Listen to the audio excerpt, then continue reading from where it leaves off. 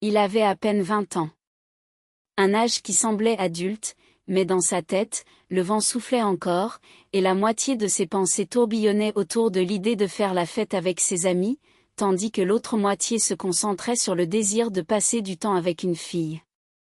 C'est alors que sa mère annonça : « Mon chéri, nous avons des invités, une vieille amie à moi. » Il se contenta de hocher la tête. Très bien, pensa-t-il. Sa mère avait tant d'amis, comme des champignons après la pluie, l'une, l'autre, une tante avec un foulard, une voisine de travail. En général, elles étaient toutes semblables, ennuyeuses, se plaignant de la vie, buvant du thé dans la cuisine et élevant les enfants des autres. Mais cette fois, c'était différent. Elle entra, et il comprit immédiatement qu'il y avait quelque chose d'inhabituel. Elle devait avoir une quarantaine d'années, peut-être un peu plus. Mais ses yeux, bon sang, ses yeux, il ne les avait vus que dans des films, chez des actrices. Profonds, sombres, marqués par la vie, pas ceux d'une femme ordinaire accaparée par des soucis quotidiens. Elle avait un regard aiguisé, comme si elle avait passé sa vie à observer les erreurs des autres et à en tirer profit. Sa silhouette n'était pas celle d'une jeune fille, mais elle avait du caractère. Ses hanches larges, sa poitrine bien dessinée, et sa taille droite. Vous savez, il y a des femmes sur lesquelles on ne peut pas poser un regard amoureux, mais dont il est impossible de détourner les yeux. Il y avait en elle une force, une authenticité. Sa mère s'exclama joyeusement : « Voici Lenny. Nous sommes amis depuis notre jeunesse, nous avons traversé beaucoup de choses ensemble. » Lenny sourit, mais son sourire avait quelque chose d'ambigu, comme si elle disait : « Je te vois à travers. » Son regard se posa sur lui un peu plus longtemps que nécessaire.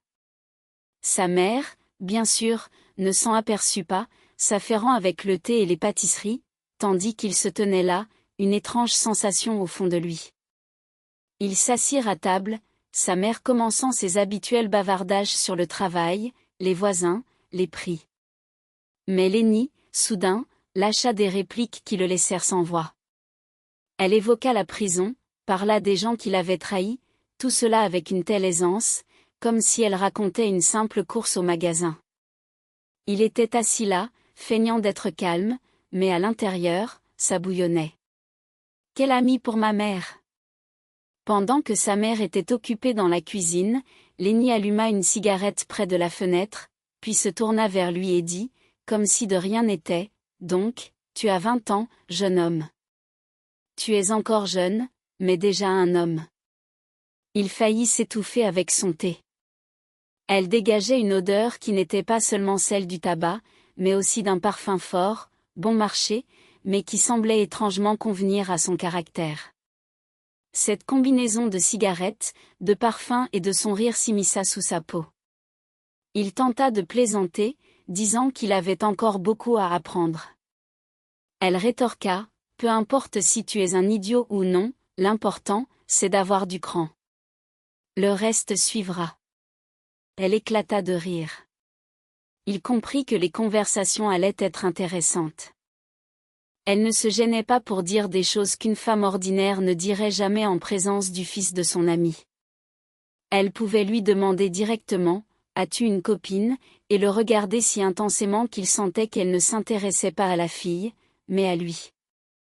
À ce moment-là, il commença à réaliser que son passé ne le repoussait pas, au contraire, cela l'attirait. Qui d'autre dans son entourage pouvait parler si franchement de la vie, de la saleté, des gens, sans faire semblant que tout était rose? Elle était authentique, et cela l'effrayait tout en l'attirant. Sa mère partit ensuite au magasin, les laissant seuls. Il était assis sur le canapé, essayant de regarder la télévision, tandis que Lenny s'installait en face de lui, les jambes étendues, le regardant comme si elle hésitait à dire quelque chose. Puis elle soupira et dit : « Ne pense pas que je suis si terrible. J'ai juste eu une vie difficile. » À ce moment-là, il pensa pour la première fois : et si ? Mais il chassa rapidement cette pensée, car cela semblait absurde. Quelle idée, après tout ? Elle était l'amie de sa mère, une femme adulte dont la vie était si complexe qu'il se noierait s'il s'y aventurait. Mais une voix intérieure lui murmurait, « Ce n'est pas si simple. » Il ne savait pas alors que ce n'était que le début. Après cette soirée, Lenny resta chez eux plus longtemps que prévu. Au départ, sa mère avait dit, elle va rester quelques jours, le temps de régler ses affaires. Mais ces quelques jours s'étirèrent. Cela ne le dérangeait pas. L'appartement était grand, il y avait de la place pour tout le monde, mais il sentait que la maison n'était plus la même. Sa mère continuait ses routines habituelles, le travail, le jardinage, les bavardages au téléphone avec ses amis. Elle ne se préoccupait pas du fait qu'une personne avec un passé, avec des habitudes qui sortaient clairement de leur quotidien tranquille, avait pris ses quartiers chez eux. Lui, en revanche, remarquait chaque détail. Lenny se déplaçait dans la maison comme si tout lui appartenait. Pas de manière arrogante, mais avec assurance. Elle pouvait sortir en peignoir dans la cuisine pour se servir un thé, laissant entrevoir une partie de son corps, comme si cela ne la dérangeait pas. C'était un détail, mais quand on a 20 ans et qu'on voit cela chez soi, le cœur s'emballe. Elle fumait près de la fenêtre, et la fumée s'infiltrait dans les rideaux.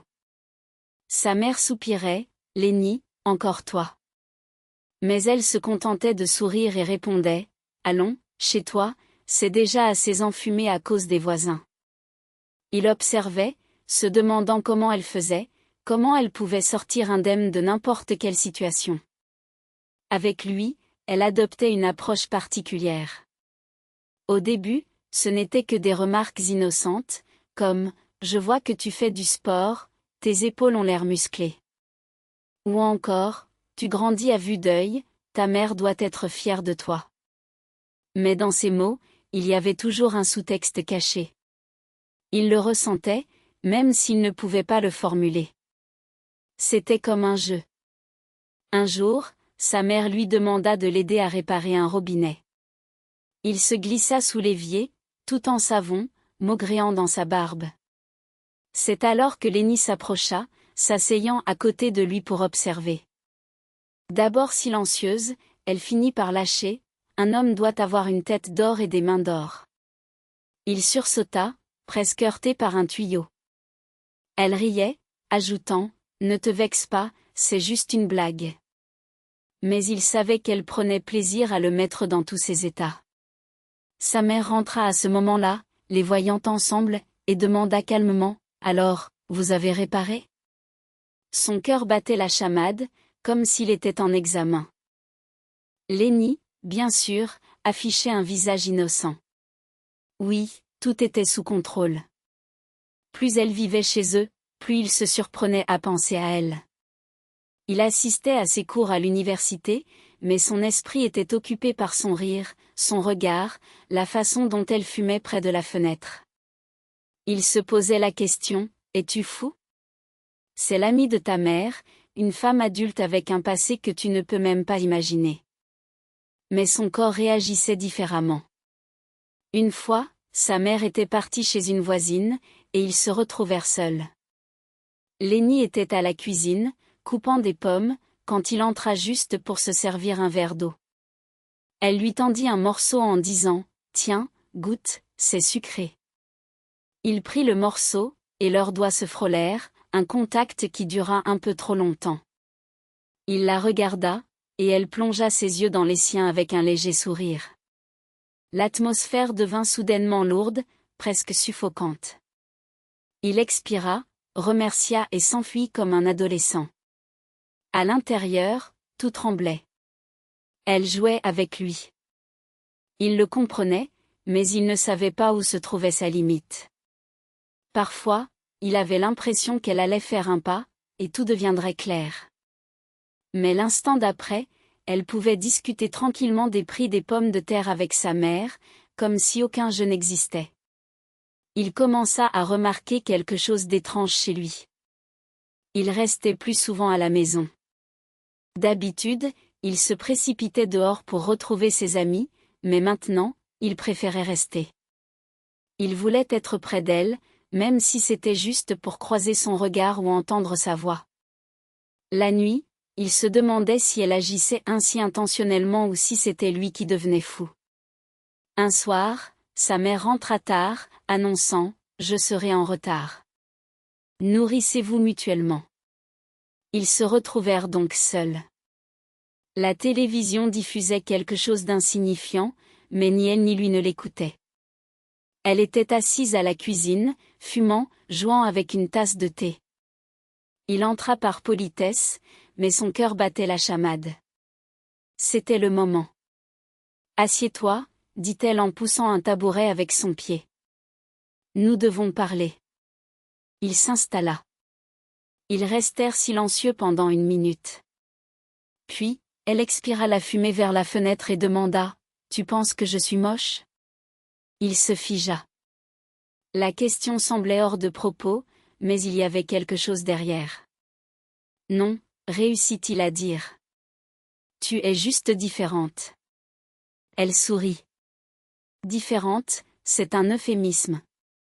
J'ai purgé 6 ans. Tu sais ce que cela signifie ? » Il hocha la tête. Cela signifie qu'il n'y a ni conte de fées, ni prince. Il n'y a que de la boue et de la vérité. Soit tu pourris, soit tu deviens comme moi. Il la regardait, réalisant qu'il n'y avait aucune pitié dans ses mots. Elle ne cherchait pas à se présenter comme une victime. Elle parlait comme si elle annonçait la météo. Sa mère pensait « J'ai changé ». Lenny éclata de rire, éteignit sa cigarette et le fixa. « Mais tu sais, les gens ne changent pas. Nous nous habituons simplement à nos démons. » Il acquiesça à nouveau, ressentant le besoin de poser plus de questions. Il voulait tout entendre. « Ça te dérange probablement que je sois ici, » dit-elle soudain. « Pourquoi ?» s'étonna-t-il. « C'est normal, » répondit-elle en plissant les yeux. « Dis-moi franchement, tu penses à moi ?» Il s'étouffa avec l'air. C'était direct, presque brutal. « Je pense, » avoua-t-il, « mais pas comme tu le penses. » Elle éclata de rire. « Comment alors ?» Il rougit, se sentant comme un adolescent en interrogatoire, ne sachant où mettre ses mains. Elle le regardait calmement, même avec curiosité, comme si elle aimait le torturer avec ce silence. « Tu sais, » finit-elle par dire, « il y a 20 ans, j'avais aussi 20 ans. Je m'asseyais ici avec des hommes, mais ils étaient plus âgés. Et il y avait toujours une question dans leurs yeux, quand ? Elle avait répondu de différentes manières, parfois, jamais, parfois, trop tôt. Il l'écoutait, réalisant à quel point il était secoué. Ce n'était pas une conversation sur le sexe, mais sur une franchise que personne ne lui avait jamais offerte. Tout autour de lui, l'université, les amis, les filles, tout cela semblait enfantin en comparaison de ce qu'elle révélait. « Tu sais ce qui est le plus effrayant, » dit-elle soudain. « Ce n'est pas ce que j'ai vécu, ce n'est pas la trahison, mais le fait que tu t'habitues à vivre sans illusion. Tu regardes quelqu'un et tu sais immédiatement qu'il ment. » Il resta silencieux. « Et toi ?» Elle pointa son doigt vers lui. « Mais ça ne dure pas. La vie te brisera de toute façon. » La question est, à quel point ? Ces mots résonnaient comme une menace et une prophétie. Il se demandait, peut-être que je fais une erreur en étant ici. Mais il ne pouvait pas partir. « Tu es un garçon intelligent, » ajouta-t-elle. « Je le vois, et ta mère est fière de toi, mais tu es trop doux, et les doux sont les premiers à se faire briser. » Il essayait de dire quelque chose, mais les mots restaient coincés. Elle prit soudain sa tasse, en but une gorgée et la reposa. Ce geste lui parut plus intime que n'importe quel contact. Ils restèrent ainsi jusqu'à tard dans la nuit. Elle racontait des histoires sur la façon dont elle se battait pour des cigarettes, comment elle avait perdu des amis, comment un homme lui avait promis d'attendre, mais avait épousé une autre. Il était tard dans la nuit lorsque Léo se retrouva seul dans la cuisine, le regard perdu dans le vide. Il repensait à la conversation qu'il avait eue avec Élise, cette femme qui semblait porter le poids du monde sur ses épaules. Elle avait partagé avec lui des histoires de trahison et de désillusion, des récits qui résonnaient en lui comme un écho lointain. Ne fais confiance à personne à 100%, même pas à moi, avait-elle dit avant de disparaître dans sa chambre. Ces mots tourbillonnaient dans son esprit, comme une mise en garde qu'il ne pouvait ignorer. Léo, qui n'avait jamais fumé, ressentait une envie irrésistible de prendre une cigarette pour apaiser le tumulte qui s'était emparé de lui. Il savait que quelque chose avait changé entre eux, une tension palpable qui flottait dans l'air. Chaque fois qu'il entrait dans la cuisine, il la trouvait là, son regard le transperçant comme une flèche. Sa mère, absorbée par sa routine quotidienne, ne remarquait rien, vivant dans son propre monde de travail et de bavardage. Un soir, alors qu'il était plongé dans son travail universitaire, Élise s'était glissée dans la pièce. Elle s'était arrêtée à la porte, s'appuyant contre le cadre, un sourire en coin sur le visage. « Que fais-tu de si sérieux ?» avait-elle demandé, son ton léger contrastant avec la gravité de la situation. Il avait levé les yeux, un peu déconcerté. « Je termine un devoir », avait-il murmuré. Elle s'était approchée, se plaçant juste derrière lui, et il avait senti son souffle chaud sur sa nuque. Sa main avait effleuré son épaule, un geste si simple, mais qui avait fait naître des frissons le long de sa colonne vertébrale. « Tu es têtu, Léo. N'aie pas peur de vivre », avait-elle murmuré avant de se retirer comme si rien ne s'était passé. Le lendemain, alors qu'il se dirigeait vers la cuisine pour prendre un verre d'eau, il l'avait trouvée assise à la table, vêtue d'un peignoir. Elle avait croisé ses jambes, révélant une cicatrice sur son genou. Lorsqu'elle avait remarqué son regard, elle avait souri. « Ça te plaît ? » « C'est un souvenir », avait-elle dit avec une pointe de défi dans la voix. « Ça fait mal, parfois », avait-il demandé, ne sachant pas pourquoi il posait cette question. « La douleur, c'est quand on se fait trahir. Tout le reste est supportable », avait-elle répondu, tirant son peignoir un peu plus haut, comme pour provoquer sa curiosité. Léo avait essayé de rester impassible, mais il sentait ses joues s'enflammer. « Tu rougis comme un adolescent », avait-elle remarqué, un sourire amusé sur les lèvres. « Non, pas du tout », avait-il répliqué, mais sa voix trahissait son embarras. Elle avait ri doucement, un son qui lui avait donné des frissons. Puis, elle lui avait tendu un verre. « Tiens », avait-elle dit, leurs doigts se touchant brièvement, un contact qui avait duré un peu trop longtemps. Elle avait plongé son regard dans le sien, et il avait compris qu'elle jouait avec lui. Le lendemain, alors qu'ils faisaient la vaisselle ensemble, elle s'était penchée un peu plus près, son épaule frôlant la sienne. Le parfum de ses eaux de toilette, à la fois fort et bon marché, l'avait enivrée.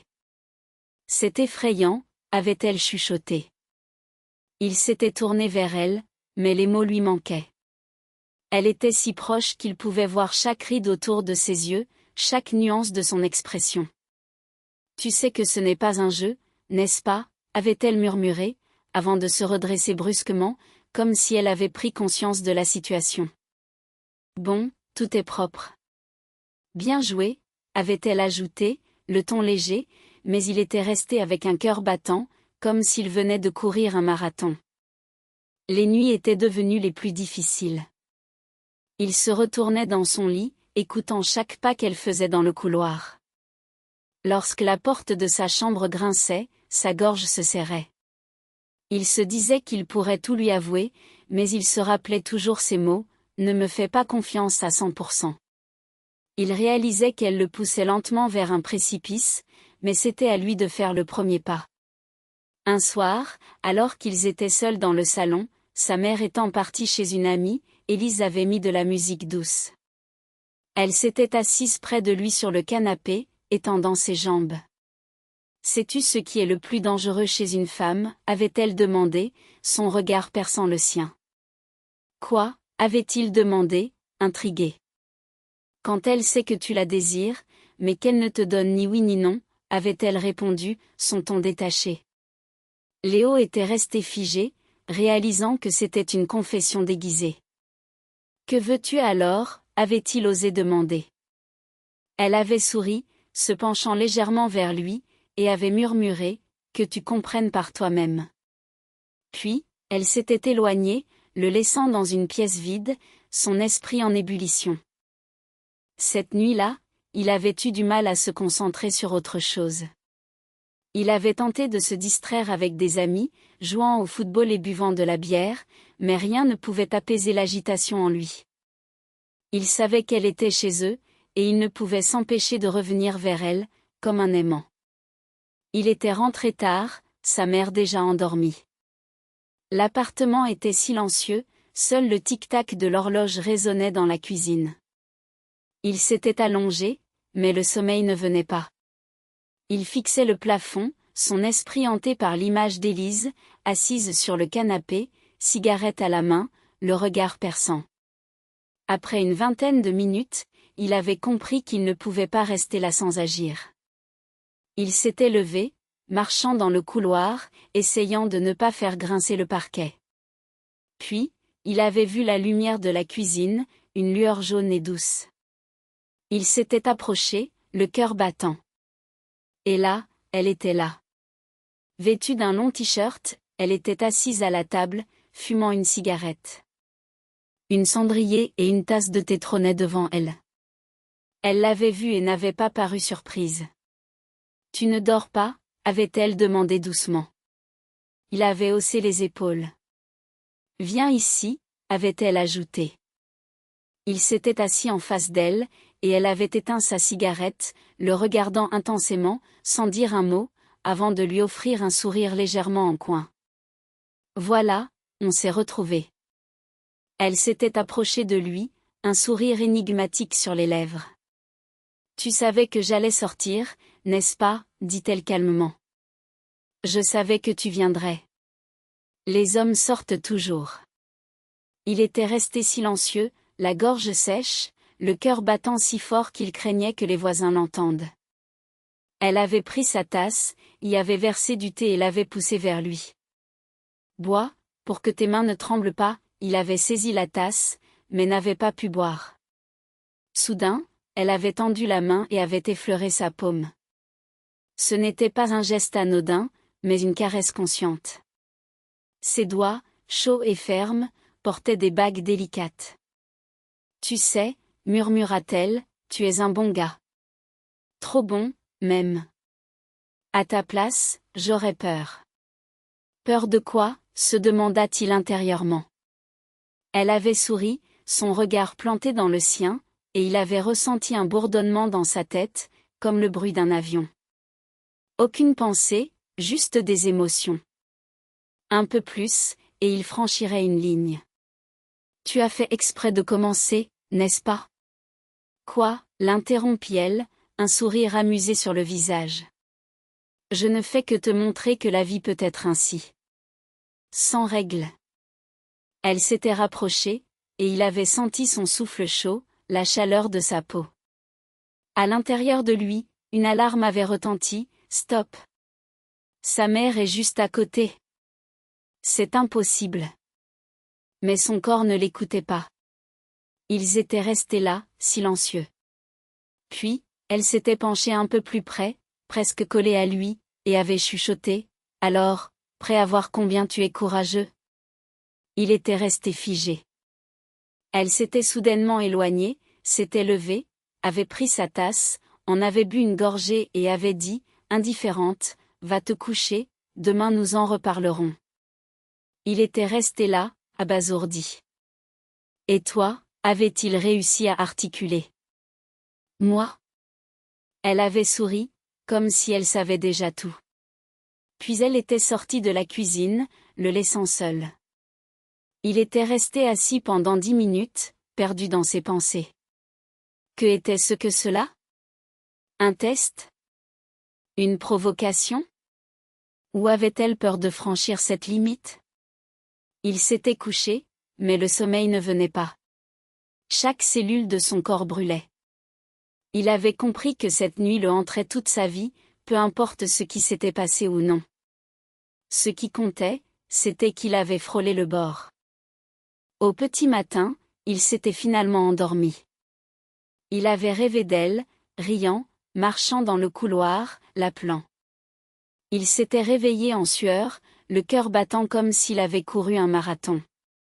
Une seule pensée l'assaillait, elle avait gagné. Il s'était réveillé brisé. Sa tête était lourde, comme s'il avait passé la nuit à boire plutôt qu'à se retourner dans son lit. En sortant dans la cuisine, le soleil brillait déjà à travers la fenêtre. Sa mère s'affairait à la cuisinière. Élise était assise à la table, sirotant tranquillement son café, comme si la nuit précédente n'avait jamais existé. Elle avait levé les yeux, l'avait vu et lui avait souri, comme s'ils avaient simplement discuté de la météo la veille.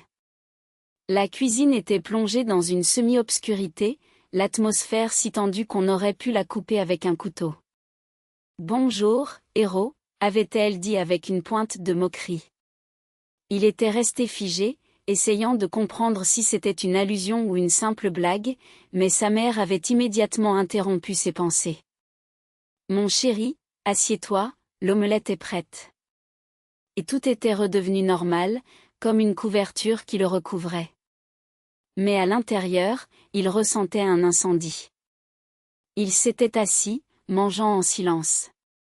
Élise lui lançait parfois des regards, et chacun de ces regards était comme un coup de fouet sur ses nerfs. Il tentait d'éviter son regard, mais cela ne faisait qu'empirer les choses. Elle semblait jouer encore plus avec cette tension. Sa mère parlait de choses banales, de la voisine qui se plaignait, des prix qui augmentaient, du patron qui était exigeant. Il écoutait d'une oreille distraite, son esprit toujours tourné vers Élise. Elle faisait semblant de ne rien savoir. Mais lui, il savait, et elle savait qu'il savait. À un moment donné, sa mère était partie dans la chambre pour prendre son téléphone. Élise s'était alors penchée vers lui et avait murmuré « Tu sais bien garder ton calme, bravo ». Il avait failli laisser tomber sa fourchette.